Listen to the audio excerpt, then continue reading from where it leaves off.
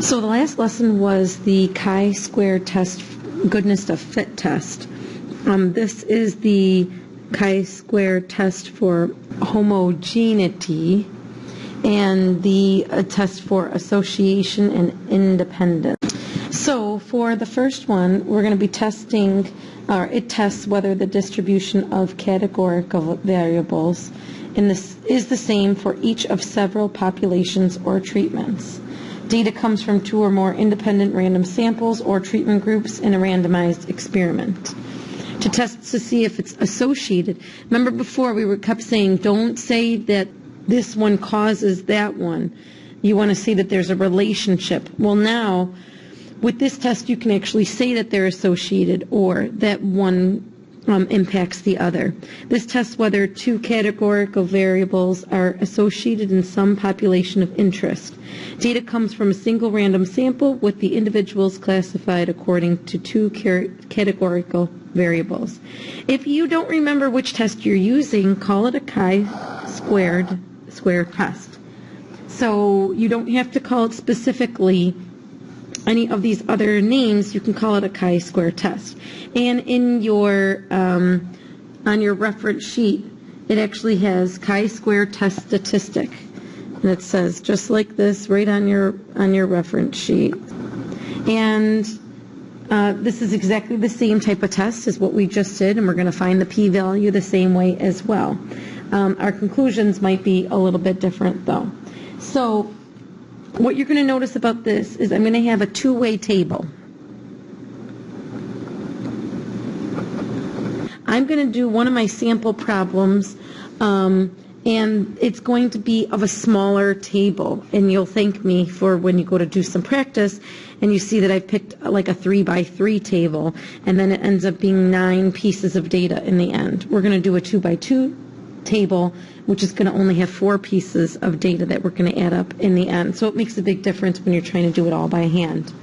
So I'm going to write out the problem, and then we'll do all the work on the next page. So when I read through this problem, in a study reported by the Annals of Emergency Medicine, March 2009, researchers conducted a randomized, double-blind clinical trial to compare the effects of ibuprofen and acetaminophen plus codeine as a pain reliever for children recovering from arm fractures. There were many response variables recorded, including the presence of any adverse effects, such as nausea, dizziness, and drowsiness. Here are the results on the next page. Is the difference between the 2 groups statistically significant? Conduct a chi-square test to find out. The first one is always that there's no difference.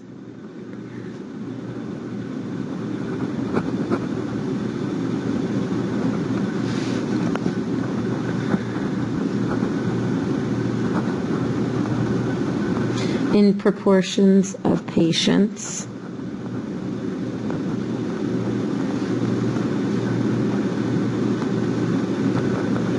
who suffer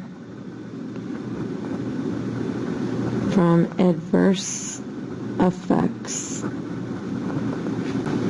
of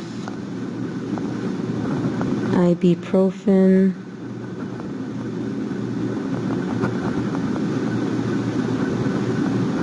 or acetaminophen plus codeine.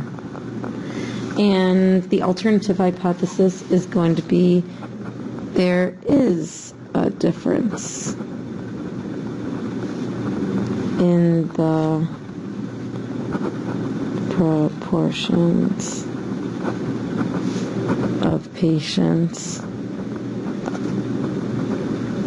who suffer from adverse effects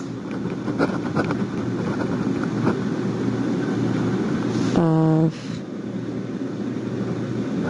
ibuprofen or acetaminophen plus codeine. So when we see this very, very low p-value, and at the same way, so on the next page, I've got the adverse effects and no adverse effects in the total. And this is what I have, or what they observed. Okay? So the next part is going to be trying to find out what is expected. And then we'll see whether it fits the normal condition, the sample size condition, and the independent condition. So I'm going to recreate this chart. Adverse effects and no adverse effects.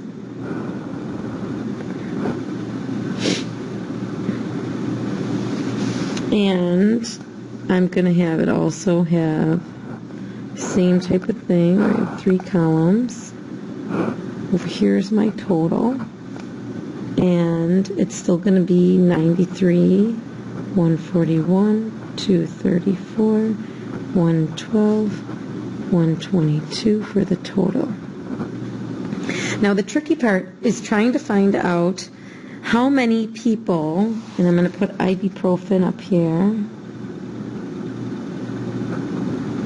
and here's my acetaminophen plus codeine in there. Same exact table. But how many would you expect to get? So altogether, there's 234 people in this survey, if you think about it that way. Now, we observed 36 people who had an adverse effect from ibuprofen. How many would you expect to receive? So, how you calculate this, there's a couple ways. You can set up a proportion.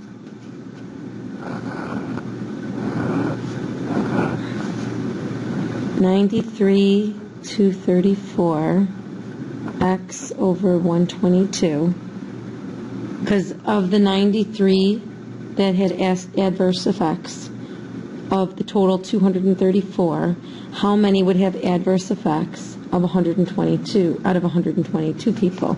And then you can cross multiply. A couple different ways to get this answer. You do have to show your work. So however you decide, you have to get 48.5 and show how you got there somehow. Now, the book does come out with a formula. There's a formula for a lot of things, but there's another formula where it says finding expected counts. And it says row total times column total divided by table total is another way to do it, which actually works out more so to this guy over here versus cross multiplication. And this is your expected count. So it's another way of doing it if you wanted to do this. The tricky part is this isn't given to you on the formula sheet or anything, so odds of you remembering it, I don't know. It's more often how would you figure it out otherwise. So that's kind of what I was thinking for that one. Expected count, let's say for acetaminophen plus codeine. That would be the row total is 93, the column total is 112, over the table total is 234. So technically, if you wanted to use that formula to find out the other parts, and I'm getting 44.5 for this one.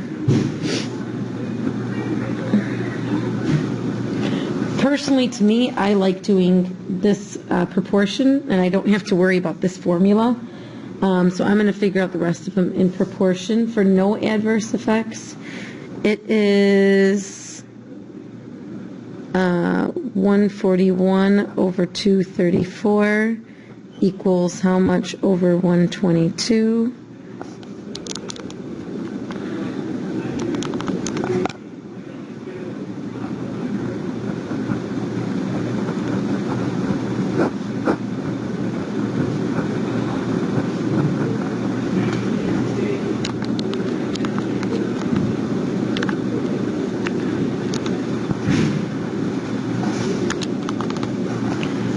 So I'm getting 73.5.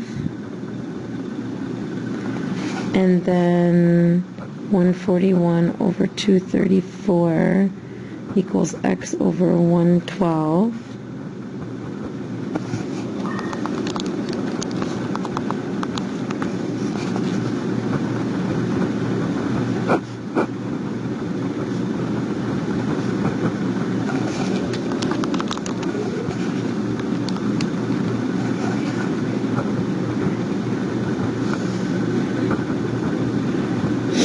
Now, no, you can't have half of people, but this is your expected count. It's theoretical, so keep those decimal points in there. Now, this is just to fill out the expected values. So you still want to check and see, is it normal?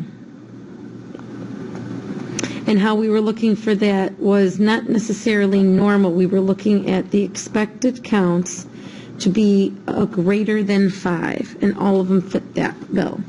Random, I believe I read in there that it was random and double blind and all that. Independent. The question is talking about the effects for children. All right. So the total people are 234. Is there more than 10 times that in the population? I would believe so. So now we got to do our chi-square test, which we're going to take 48, the observed 36, take away the expected, square divided by the expected. I'm doing all the adverse first, so then I'll do 57 is what you observed, 44.5 squared. Now you can see why I only picked a table that's a 2 by 2 table.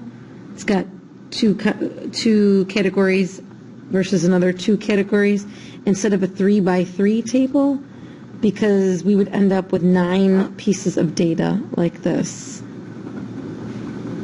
instead, contributing to it. 55 minus 67.5 squared, 67.5. So let's take a minute and do some calculation.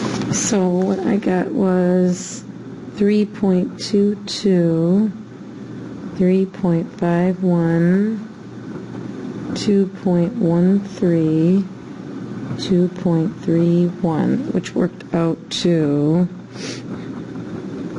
11.17. In order to find the p-value, we need the degrees of freedom. For this one, it's a little bit different. It's the amount of categories minus 1 times the other amount of categories minus 1. So there's 2 categories for ibuprofen and acetaminophen plus codeine. Take away 1. And there's 2 categories for adverse effects and no adverse effects. Take away 1. It's actually 1 times 1, which is just 1. So when we look in that table, we want to look for degrees of freedom is just 1. And we're looking for 11.17. So I'm getting between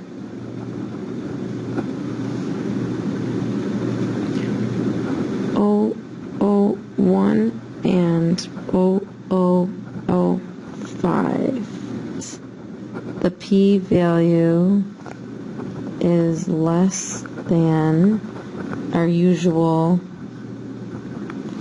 0.05. We reject the null hypothesis.